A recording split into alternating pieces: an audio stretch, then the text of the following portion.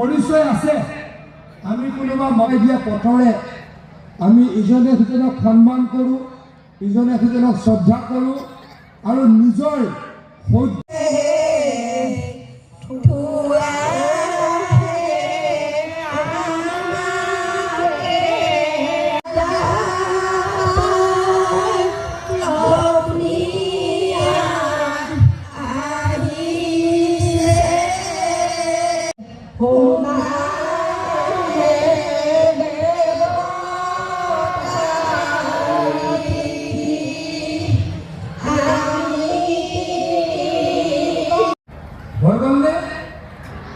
প্ৰতিযোগিতা হ'লনে হ'ব?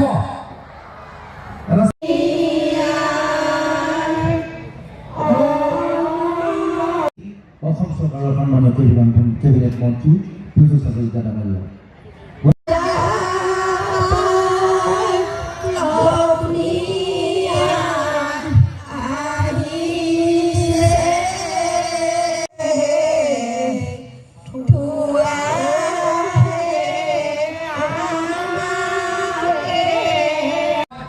একেলগে সুখে শান্তিৰে বাস কৰিছোঁ।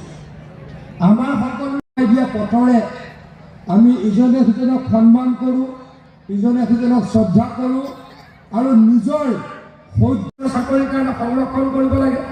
এই সকলো কথা চিন্তা কৰি মাননীয় মুখ্যমন্ত্ৰী ডাঙৰীয়াই মেডিকেল কলেজত এই মুহূৰ্তত মটকসকলক 8টা মটক যুৱক যুৱতীৰ কাৰণে, মটক ছাত্ৰ ছাত্ৰীৰ কাৰণে 8টা চিট বা 8খন